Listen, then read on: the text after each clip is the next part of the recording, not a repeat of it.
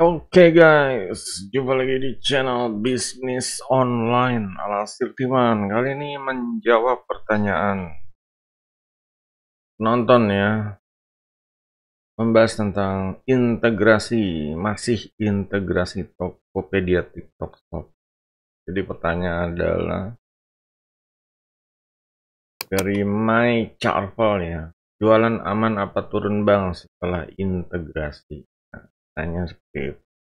Jadi kita tahu ya kalau TikTok Shop ini Tokopedia ini bergabung dengan TikTok Shop dalam hal seller centernya ya. Jadi seller centernya bisa diakses Tokopedia dan TikTok Shop bisa satu seller center, jadi seller admin apa istilahnya.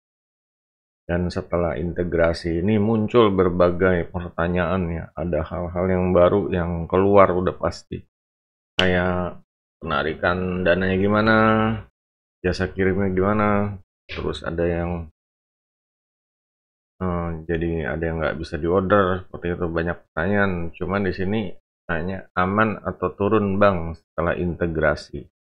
Nah ini kalau ditanya ini Sirtiman responnya adalah yang jelas respon chatnya jadi nambah ya. Yang biasanya chat dari Tokopedia doang, karena integrasi barangnya jadi muncul di TikTok Shop. Jadi kita juga dapat mata memandang baru, dapat view dari TikTok Shop, dan ini responnya jadi nambah. Yang tadinya cuma chat dari Tokopedia, sekarang ada chat dari TikTok Shop, logikanya kayak gitu. Jadi ada dua sumber trafik atau sumber mata memandang. Nah, di sini jelas ya, cuma permasalahannya adalah apa yang terjadi setelah integrasi ya, untuk hal jualan. Di sini Setiman jawab di videonya, yang respon jadi nambah soalnya muncul di TikTok Shop. Tadi udah jelasin. Cuma kadang kaget aja, biasa di Tokped kirim bisa SMD atau instan, kalau di TikTok Shop cuma bisa standar. Jadi kudu cari jasa kirim rekomendasi dari TikTok. Jadi kejadiannya begini guys. Jadi saat di Tokopedia ini Setiman karena barang sendiri ya pokoknya kerjasama UMKM itu barangnya Setiman bisa pegang sendiri. Dan TikTok Shop ini punya aturan main yang beda gitu, masalah pengiriman ya. Kalau di Tokopedia ini bisa pakai same day atau instan ya, dia kerjasama sama Gojek. Cuma di TikTok Shop belum gitu. Jadi kalau di sini kaget juga, misalnya Sirtiman jualan komputer ya, yang berat, dan ini emang pengennya sih ngirimnya yang langsung aja, nggak usah packing bubble wrap segala macam. Kadang kardusin, taruh ke ojek atau ojol, udah tuh beres, cepat sampai. Yang deket-deket aja deh, yang penting nggak rempong gitu. Jangan kalau jauh-jauh misalnya komputer juga percuma ya, jauh-jauh itu resiko nggak nyala, partnya pada copot lepas. Di sini pas muncul di TikTok Shop ini nggak ada same day sama instannya, jadi cuma reguler aja. Mungkin ada yang biasa lah kirimannya, mungkin 2 sampai 4 hari itu yang biasa ya. Mungkin ada yang ekonomi atau ada yang apalah istilahnya yang gratis ongkir itu.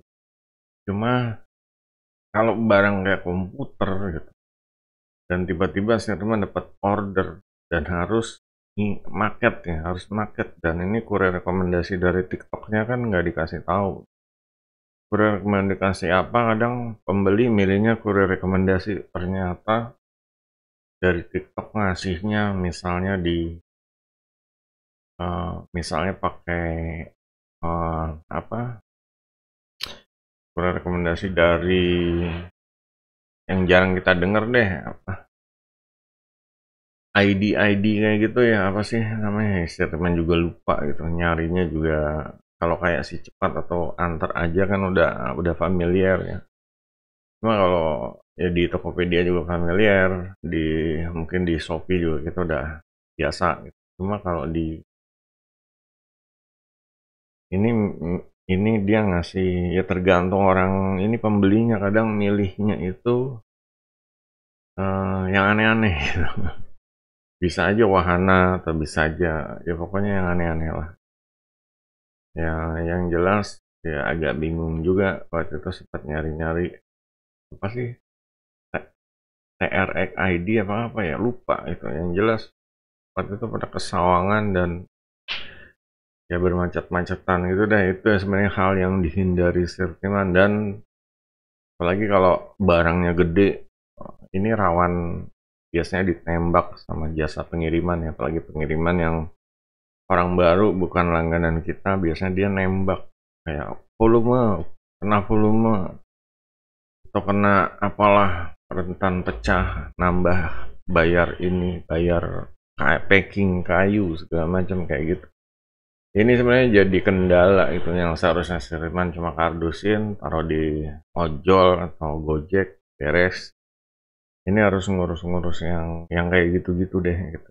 Harus ngurus yang ngikutin aturan dari jasa rekomendasi atau kurir rekomendasi dari TikTok Shop-nya. Jadi ya harap di ini ya, perhatikan ya untuk yang ya, integrasi barangnya ini. Kalau misalnya gede, teman pernah jual macam-macam ya, gas 12 kilo. Kalau naik motor kan enak, cuma kalau wah ini bisa ditolak. Kalau misalnya di TikTok Shop-nya bisa ditolak, ini nggak bisa, gas lain berbahaya juga. Kalau diikutin yang reguler itu kan nyampur dengan yang lain, terus masalah keamanan kalau gasnya bocor itu sembleduk semua satu mobil gitu.